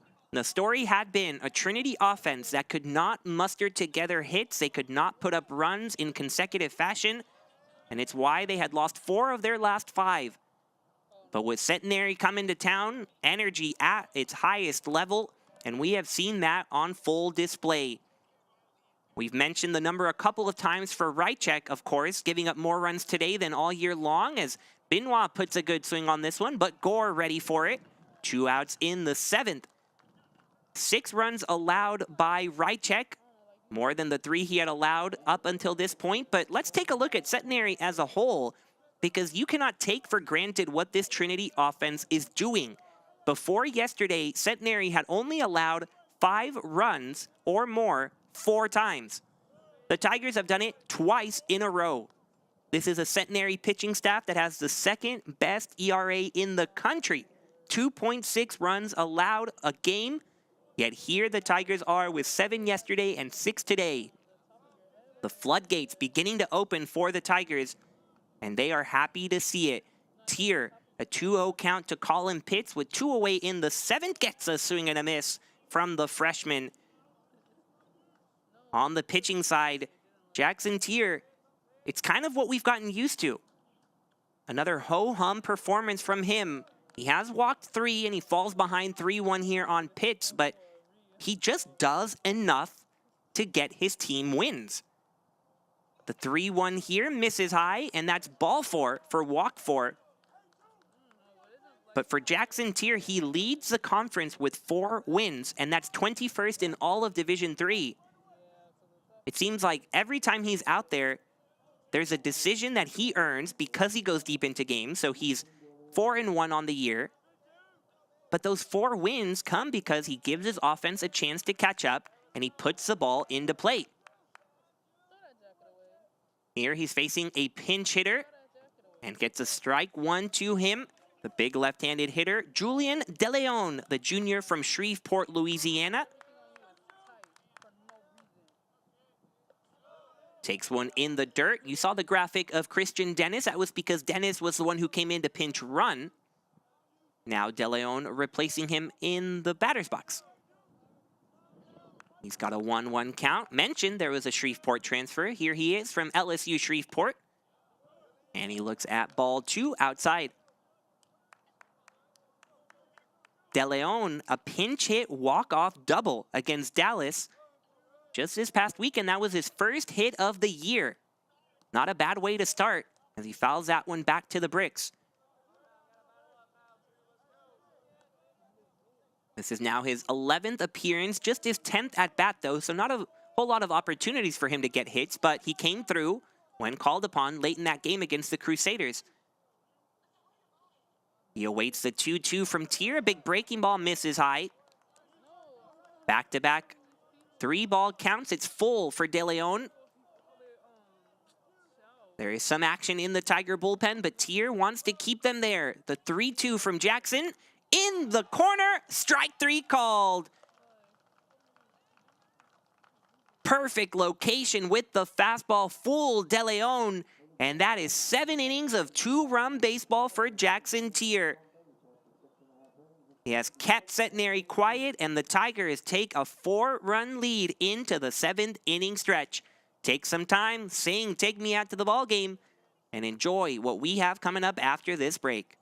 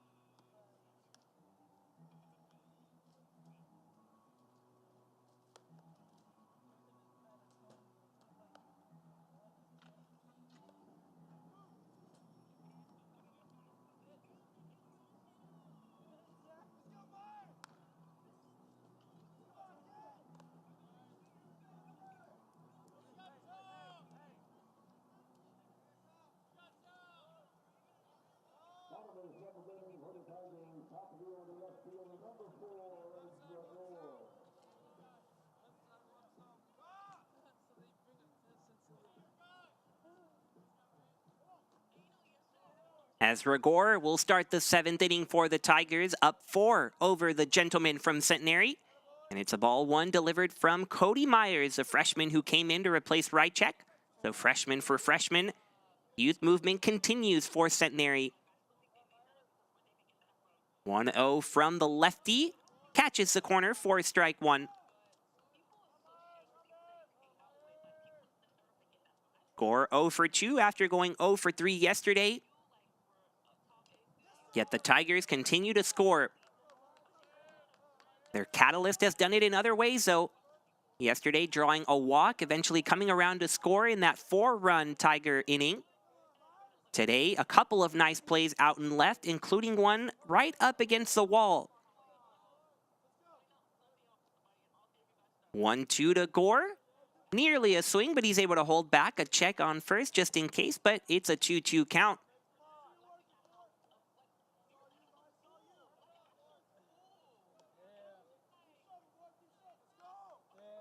Cody Myers standing at 5'10", 180. Got the high maroon socks, delivers the 2-2 up in the air. Plenty of time to get underneath it for 4th. Hangs up forever, but eventually lands in his glove for out number 1. So Gore still looking for a hit this weekend. Coming up right behind him, someone who has found hits wherever he looks, Hunter Nevels. 2 for 3 today. Had a hit last night, 4 for 4 against UMHB. It's all part of a long hit streak now. 7 consecutive games for the right fielder with at least 1 hit, longest on the team. Goes down to get this one, a chopper to third. Menard has it, strong throw, gets Nevels. So 2 for 4 now for the Corpus native. And Myers doing a nice job against the righties at the top of this Tiger order.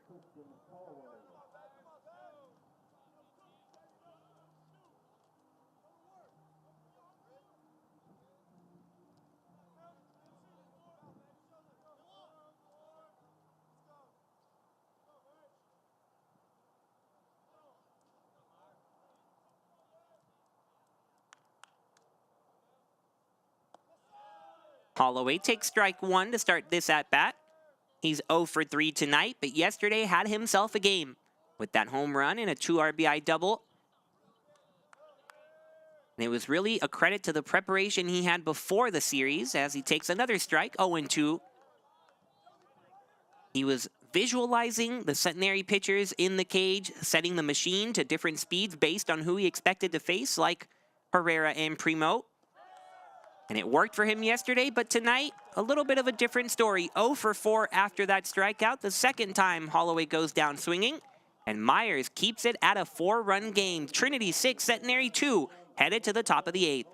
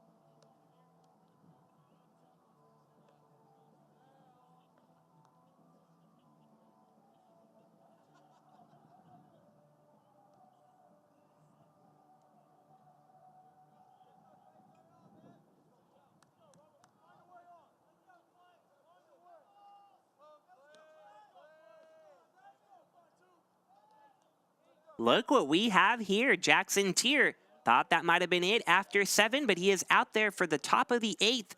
Menard looks at strike 1 to start the inning. Jackson Tier getting it done a bit differently than we've seen this year. But all the same, as a strike called on the outside part, 0-2 over the century mark is Tier. He has walked 4 gentlemen, more than he has to any team all year. Yet he's only allowed 2 runs because 2 hits are all the Gents have mustered. Not a lot of hard contact off of the sophomore from San Antonio. He's got Menard at 1-2, Pettit inside. The pitch is outside though, and it's a 2-2 count now. There continues to be action in the Tiger bullpen in case Tier gets into trouble, but the Tiger is trusting him. And forces a ground ball to second. Harris, the throw, gets Menard out number 1. And with that, Tier has officially surpassed his highest inning mark as a Tiger. He had gone 7 innings a couple of times, including in that no-hitter, of course. He also went 7 innings against Birmingham Southern in his debut as a Tiger, but now 7 1/3. Looking for more. Quick swing, pop up to the right side. Nelson underneath it, no problem for him. And so far being rewarded for keeping Tier out there, keeping the bullpen fresh as well. Yesterday, the Tigers needed just 2 pitchers to beat the Gents. Shavana went 6, Martinez finished it with 3. So far, 1, all it takes for the Tigers. Tier having to get through the top of the order now. Kimstedt, the shortstop. Pitch inside on him, able to foul it towards the Centenary dugout. Kimstedt and Hewitt, the 2 seniors at the top of this order, combined for a run in the top of the first, but since then, not much. The 1-1 breaking ball misses up top.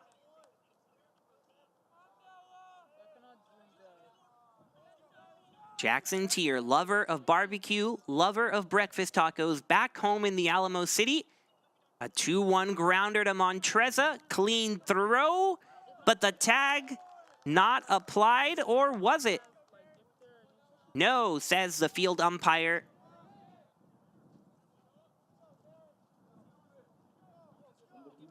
So the second time we've seen a throw just get away from Montreza, although it kind of looked like a tag was applied there at the end. Hard to look at it in real speed, maybe get a look at it.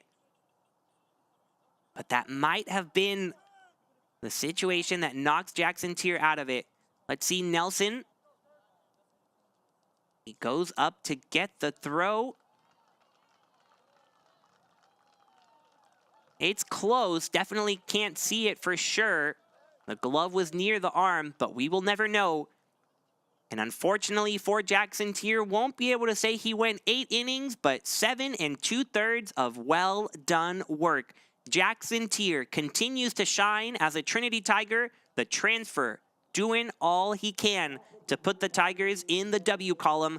His best friend, fellow San Antonio native Michael Bokey, looking to help him seal the deal. We'll take a brief break on Tiger Network and be back after this.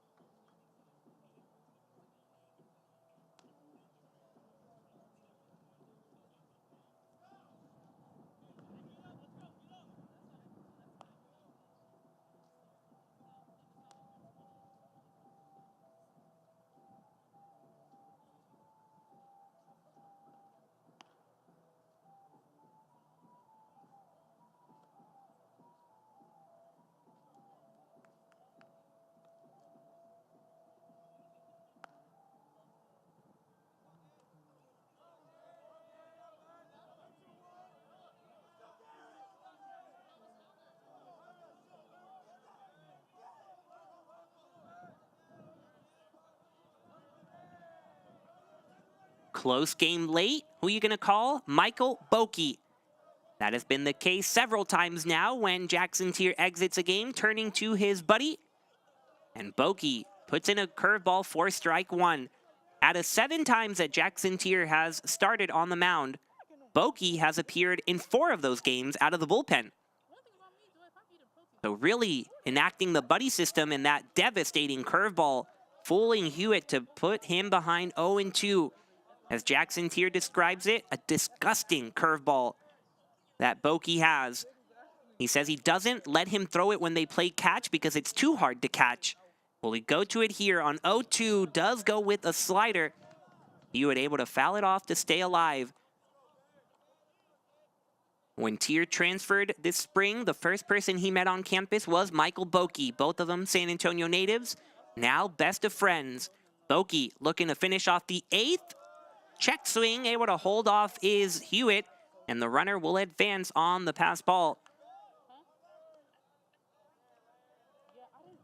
Kimstedt, the beneficiary of an error to keep this inning going. Hewitt drove him in the first inning. We find ourselves in the top of the 8th, Centenary down 4, but Hewitt trying to inch a little closer. Boki's pitch, that breaking ball hangs up a little bit longer than he wanted it to, but Harris has no problem collecting it at second. Boki comes in, strands the runner at second, and officially completes Jackson Tier's day. 7 2/3 for Tier, and 1 out retired by Boki to send us to the bottom of the 8th. Tigers up 4.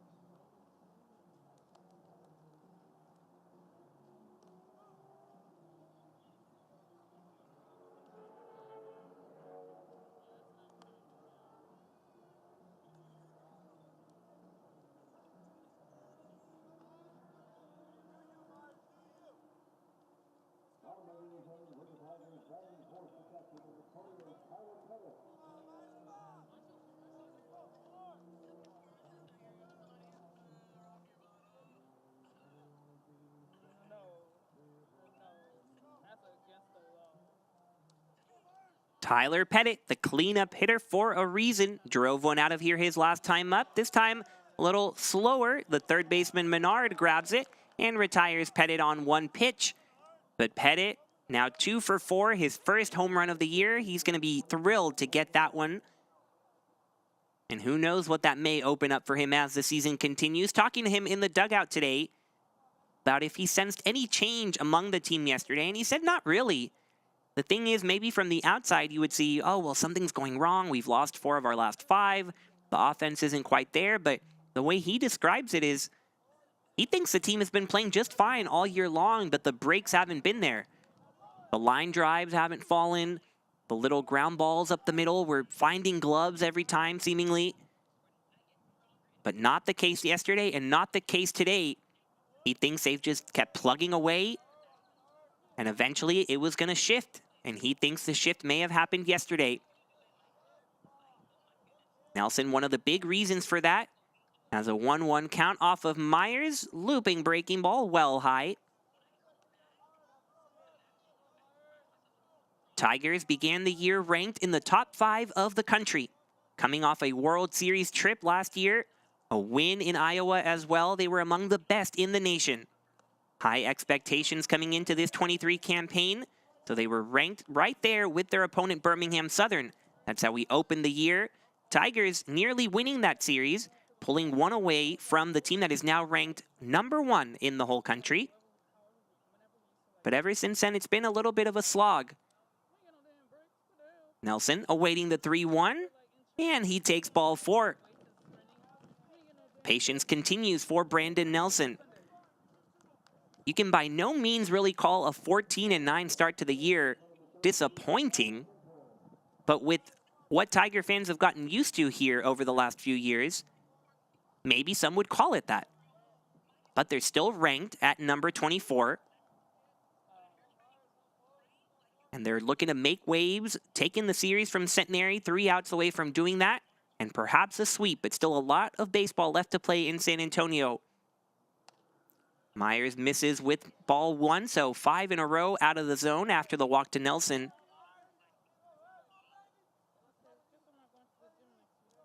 The team that gave Trinity trouble in Iowa, the same team that knocked Centenary out of the postseason tournament. This time, the breaking ball lands for a strike to Tinker. LaGrange sweeping Centenary in 3 games on their home field in Georgia. Centenary's first trip to the postseason since 2017 ended rudely thanks to LaGrange. Then that same squad beating Trinity twice up in the World Series as Tinker chops it to third. Menard over to Boone, on to Pitts for the double play. And that'll do it for the 8th. Trinity holding on to a 4-run lead. Centenary looking to creep back in it in the top of the 9th. We'll take a brief break on Tiger Network, but so much still left to talk about, not only in the 9th, but in the Game 2 of this doubleheader, so stick with us.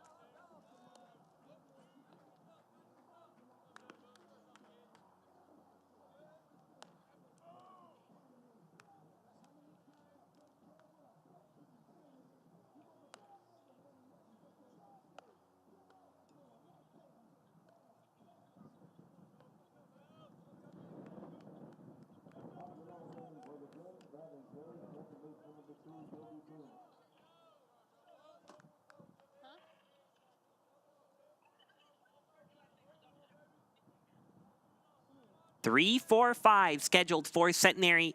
Joby Boone, Lenny Forth, Austin Benoit trying to keep Centenary in this game, but they are down 4, and Michael Bokey in the game. He came in to relieve Jackson Tier, got the out he needed, and now a clean start to the 9th. Drops in the breaking ball for strike 1 to even the count at 1.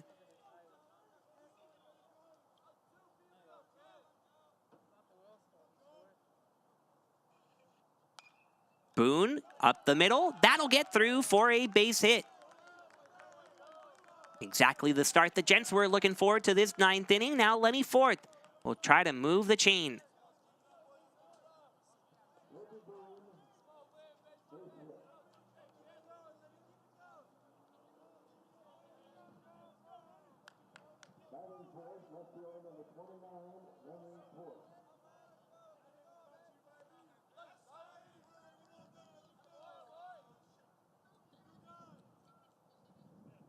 Took a while after the hit, but now Bokey looking at his pitching coach, Dave Smith, and dropping the ball in his hand. So an immediate change after the leadoff single.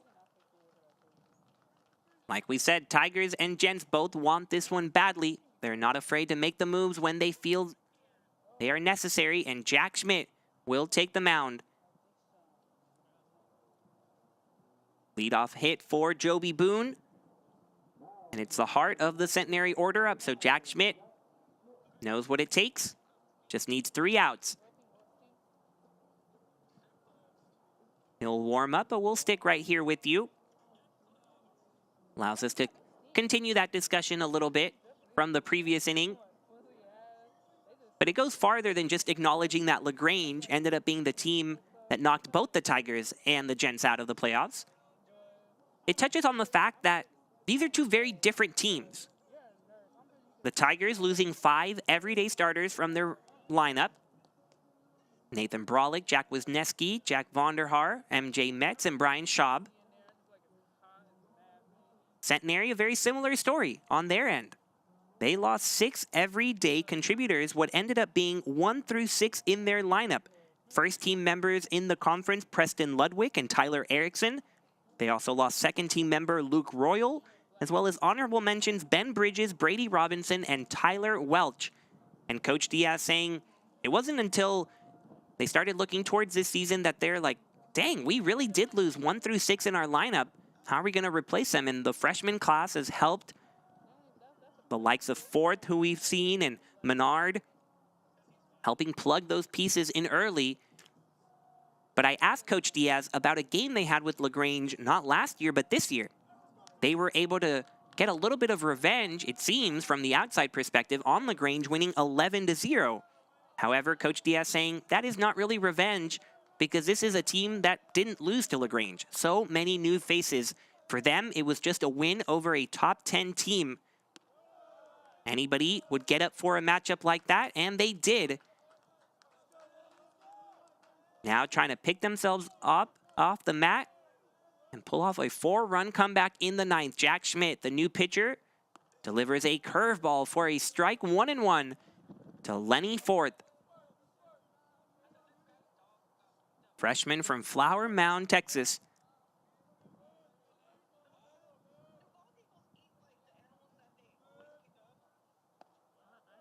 Schmidt tries to go with the breaking ball again. This one too much. Break, and it ends up inside, so a 2-1 count. Forth 0 for 3 after a hit yesterday. Lenny extended his hit streak to 10 games. He chops it to Montreza, tosses to Harris, on to Nelson, double play. Hit streak over for Lenny Forth for now, and the Tigers 1 out away from a series win. Forth has his average well over 300. Had been the most consistent Gent hitter as of late. But Schmidt, just what the doctor ordered, and now Benoit with nobody on and 2 away. Breaking ball from Schmidt misses low. The last time we saw Jack Schmidt was at TLU, 2 1/3, gave up 4 runs. Only 2 of those were earned, however. That followed a scoreless outing at McMurray. So it's been a little bit since we've seen Schmidt on Tiger Network, but the Tigers have utilized him out of the pen. No runs, 2 Ks, just 2 hits in 2 innings against the Warhawks in Abilene. As a 1-1 count on Benoit. Goes with the changeup, but it misses away, 2-1. Schmidt being extended a lot more than last year. He only completed a full inning twice a year ago. But as we've described, well past that now, and 2-2 the count on Benoit. A windy day in San Antonio continues. Tigers trying to ride that wave to a win. The 2-2 from Schmidt. Look to be on the corner. You heard the cheers from the crowd. But it's a 3-2 count now as Benoit somehow still in there. 3-2 from Schmidt. Changeup gets him swinging. And for the 4th straight season, the Tigers guarantee themselves a series win over the Gents. 6-2 the win, courtesy of Jackson Tier 7 2/3, just 2 runs allowed. And Tyler Pettit, along with Colt Harris, mashing a pair of home runs to put the Tigers in the win column. The all-around good efforts continue, and we will be with you in just about 30 or 40 minutes. Since this game ended so quickly at 3 p.m., we'll likely not wait till that scheduled 4 p.m. time. We typically see the first pitch around that time frame, 30 or 40 minutes after this one concludes. So stick around on Tiger Network for updates, and we are excited to bring it to you. Tigers hoping for a sweep as we take a pause on Tiger Network after another complete effort by the Maroon and White.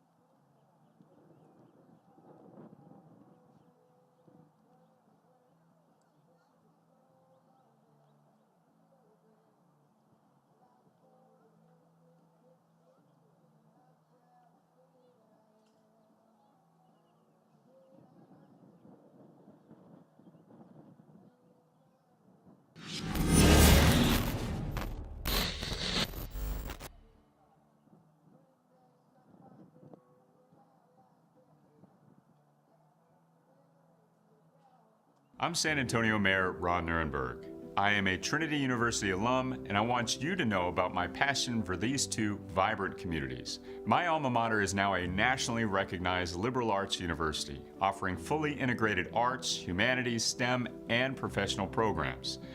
Grounded in the liberal arts, Trinity graduates students who think critically, act meaningfully, and contribute confidently throughout their careers.